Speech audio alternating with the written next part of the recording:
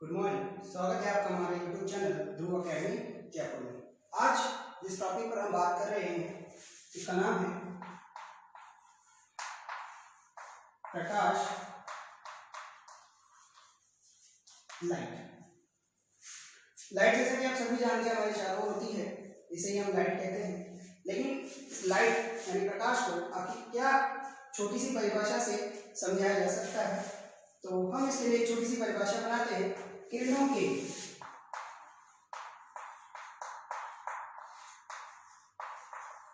पुंज या समूह को प्रकाश कहा जाता है। पुंज या समूह यानी कि बंडल जब छोटी छोटी किरणें आपस में मिल जाती हैं तो प्रकाश का निर्माण करती हैं। तो ये तो हमारी प्रकाश की परिभाषा। किरणों के पुंज या समूह को प्रकाश कहते हैं।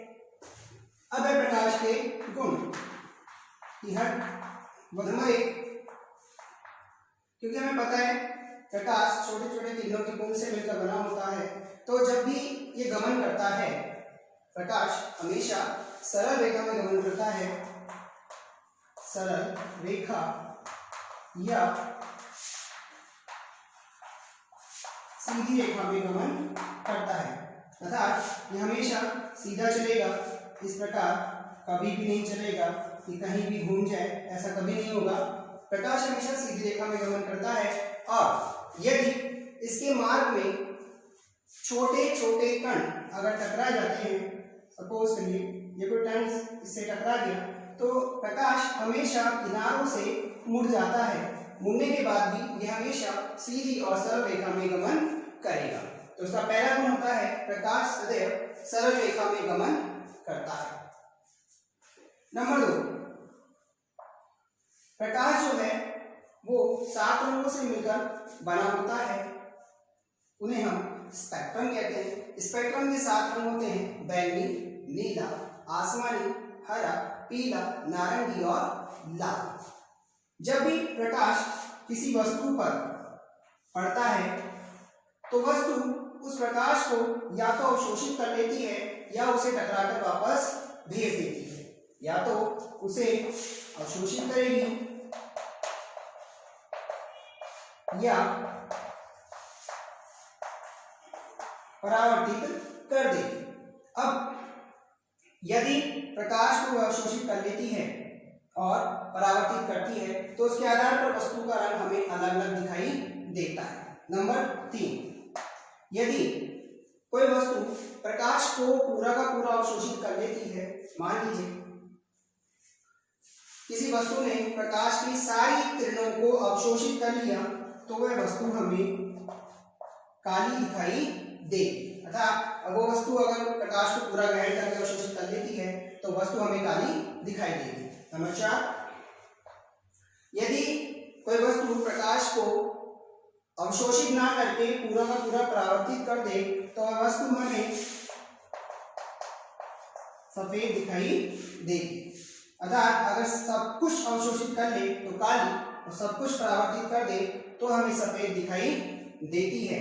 परंतु यदि वस्तु ऐसा तो नहीं है कि हमें काली या सफेद ही दिखाई देती है, हमें वस्तु हरी भी दिखाई देती है, पीली भी दिखती है, नारंगी भी दिखती है, लाल भी दिखती है।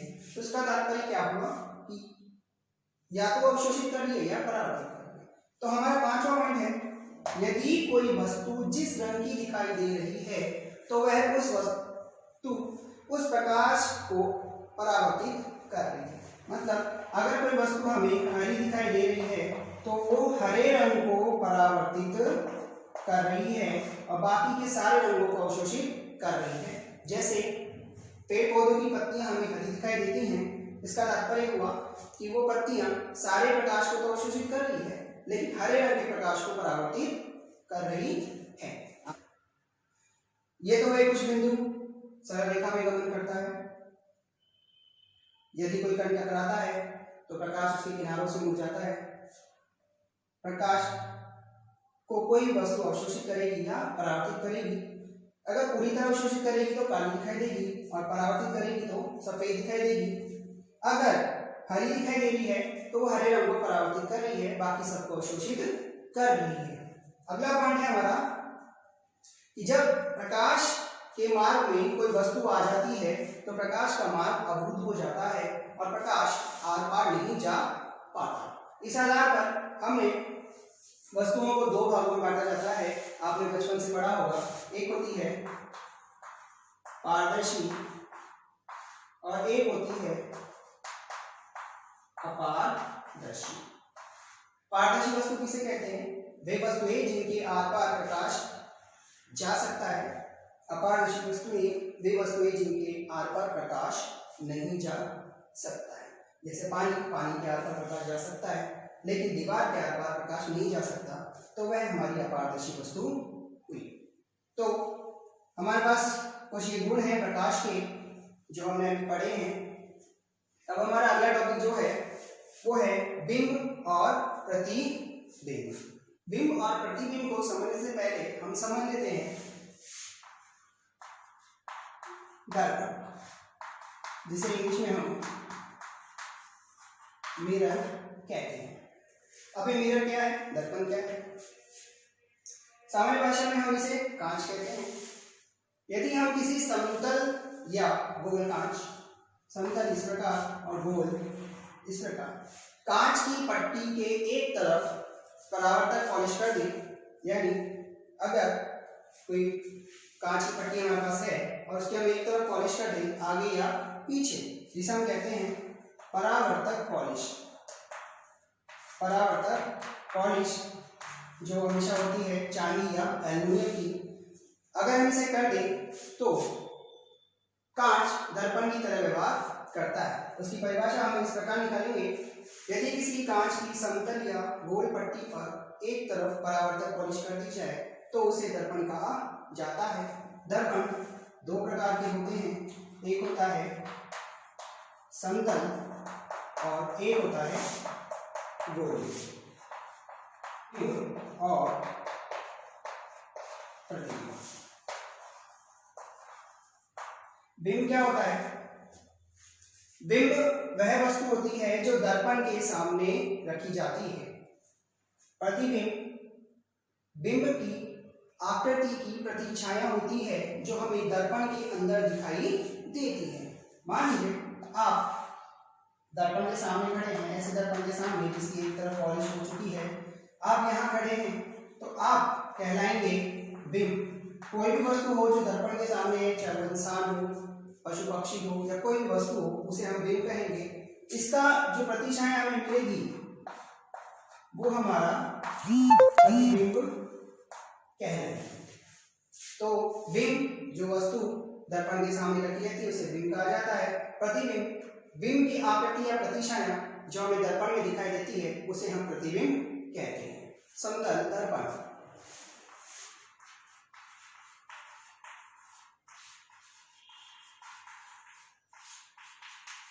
समतल दर्पण की परिभाषा हम दर्पण की परिभाषा में से ही निकालते हैं। तो हम ये कहते हैं कि समतल कांच की पट्टी के एक तरफ यदि परावर्तक पॉलिश कर दी जाए तो वह दर्पण समतल दर्पण कहलाता है। अब समतल दर्पण के भी कुछ गुण होते हैं।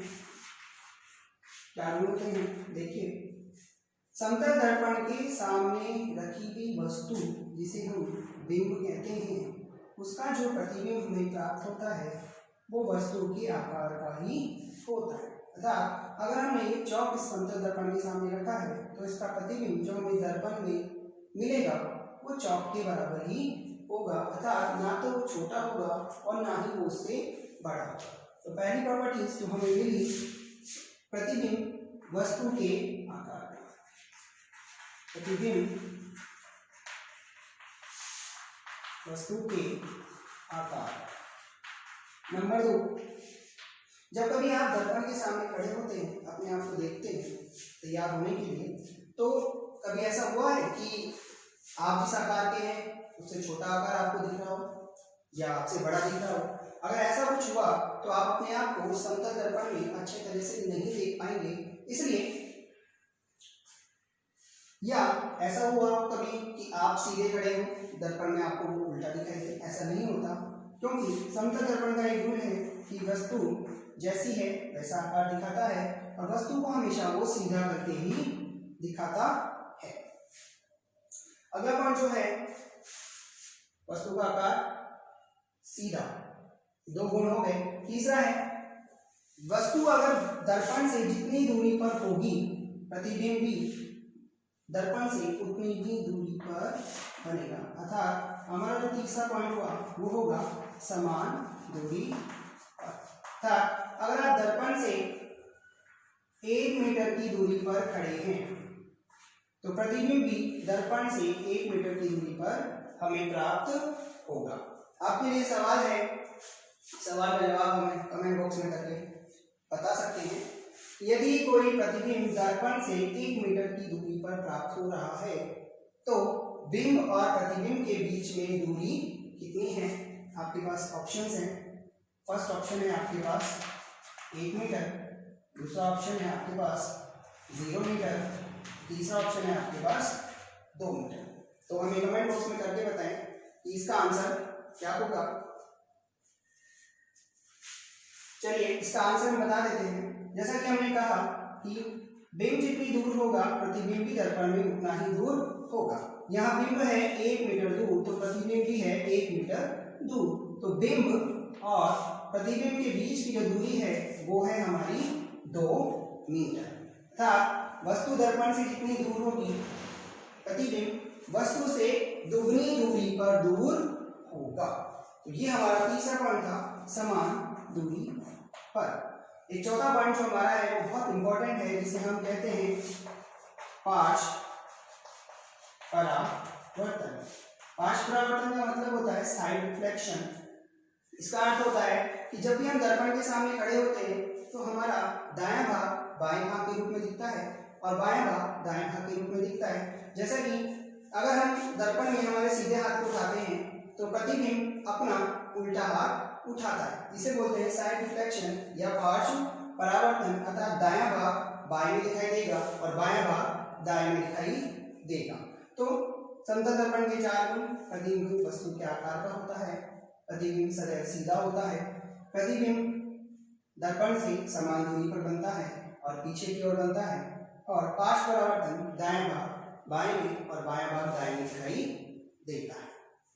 परावर्तन, परावर्तन का सामान्य अर्थ हम समझते हैं कि टकराकर लौट जाना परावर्तन होता है। इसके लिए हमें माध्यम की आवश्यकता होती है। माध्यम जिसमें से प्रकाश आएगा और टकराकर वापस लौट जाएगा। इसके लिए हमें हमेशा 2 माध्यम की आवश्यकता होगी।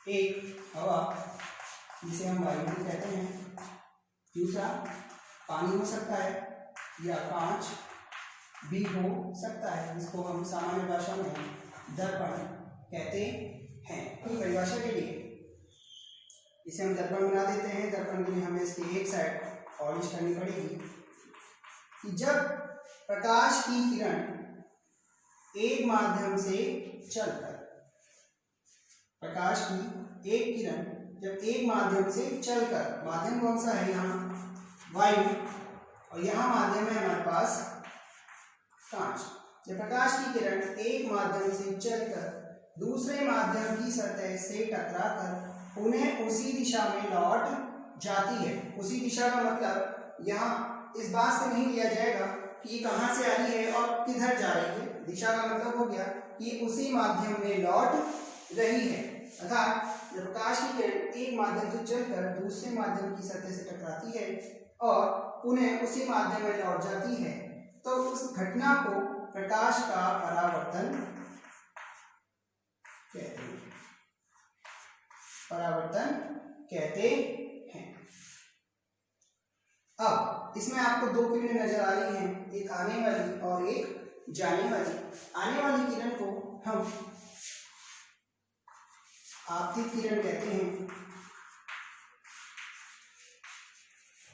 और जाने वाली किरण को हम परावर्तित किरण कहते हैं। जब प्रकाश एक माध्यम में चलकर दूसरे माध्यम की सतह से टकराता है और पुनः उसी दिशा में लौट जाता है तो उसे परावर्तन कहा जाता है। अब नियम, परावर्तन के भी कुछ नियम होते हैं। जिस प्रकार आप विद्यालय में पढ़ते हैं, विद्यालय के कुछ नियम होते हैं जिन्हें आपको फॉलो करना होता है, उसी प्रकार परावर्तन के भी कुछ नियम हैं जिन्हें प्रकाश को फॉलो करना होता है। जब प्रकाश की किरण एक माध्यम से चलकर दूसरे माध्यम की सतह से टकराती है और पुनः उसी माध्यम में लौट जाती है, तो जहां आपतित किरण मिलती है उसे आपतन बिंदु कहते हैं, और जहां से परावर्तित किरण जाती है उसे परावर्तन बिंदु कहते हैं। इस बिंदु पर हम एक अभिलंब बनाते हैं और यह हमें पता चलता है कि आपतित किरण जिस बिंदु पर मिलती है और परावर्तित किरण जिस बिंदु पर जाती है और अभिलंब जिस बिंदु पर खींचा जाता है, वो तीनों एक ही बिंदु पर स्थित होते हैं। मतलब आपतित किरण, परावर्तित किरण व अभिलंब तीनों एक ही बिंदु पर होते हैं। ये परावर्तन का पहला और महत्वपूर्ण नियम है। दूसरा नियम है कि आपतित किरण अभिलंब के साथ एक कोण बनाती है जिसे आपतन कोण कहा जाता है, और परावर्तित किरण अभिलंब के साथ एक कोण बनाती है जिसे परावर्तन कोण कहा जाता है। अब आपतित किरण और परावर्तित किरण का जो कोण है उसका मान हमेशा बराबर होगा। मतलब ये एक ही बिंदु पर मिल रही हैं तो टकराने से पहले और टकराने के बाद ये समान कोण बनाएंगी। अर्थात अगर आपतन कोण का मान हमारे पास है 30 डिग्री, तो परावर्तन कोण का मान भी होगा 30 डिग्री। आपके लिए सवाल, यदि आपतित किरण और परावर्तित किरण दोनों मिलकर 80 डिग्री का कोण बना रहे हैं, तो आपतन कोण और परावर्तन कोण का मान क्या होगा? इसका आंसर आप हमें कमेंट बॉक्स में जल्दी से बताएं। चलिए आंसर, जैसा कि हमने कहा कि आपतन कोण और परावर्तन कोण का मान बराबर होता है, अर्थात दोनों मिलकर दो कोण बना रहे हैं, तो 80 में अगर हम 2 का भाग दे दें तो हमारे पास आता है 40, अर्थात हर कोण का मान 40 डिग्री होगा। ये है इसका आंसर। क्योंकि अगर हम अभिलंब खींचे तो दोनों समान होंगे और दोनों कोणों का मान 40 डिग्री होगा। तो हमारे पास परावर्तन के 2 नियम है, आपतित किरण, परावर्तित किरण व अभिलंब तीनों एक ही बिंदु पर स्थित होते हैं, जैसा कि हमें यहाँ दिख रहा है। दूसरा, आपतन कोण और परावर्तन कोण का मान सदैव बराबर होता है। अब परावर्तन कितने प्रकार का होता है ये हम अब आगे पढ़ते हैं। परावर्तन 2 प्रकार का होता है। परावर्तन के 2 प्रकार होते हैं। नंबर 1 नियमित, नंबर 2 विसरित। विसरित को हम अनियमित भी कह सकते हैं। नंबर 1 नियमित परावर्तन। नियमित परावर्तन किसे कहेंगे? नियमित परावर्तन वह परावर्तन है जिसमें प्रकाश की एक किरण या हम कहें बहुत सारी किरण एक माध्यम से चलकर जब दूसरे माध्यम की सतह से टकराती हैं तो एक निश्चित दिशा में ही परावर्तित होती हैं, अलग अलग दिशा में नहीं जाएंगी, एक ही निश्चित दिशा में जाएंगी। उसे हम नियमित परावर्तन कहते हैं। इसे चित्र के माध्यम से समझते हैं। यह हमारा दर्पण जिस पर हमने पॉलिश की है। प्रकाश की एक किरण आएगी और टकराकर निश्चित माध्यम में चली जाएगी। उसी के साथ साथ समानांतर रूप से एक और किरण आएगी और टकरा के उसी माध्यम में चली जाएगी। एक और किरण आएगी और टकराकर चली जाएगी। अर्थात ये सब किरणें एक दूसरे के समानांतर हैं और टकराने के बाद भी समानांतर हैं। इसे हम कहते हैं नियमित परावर्तन।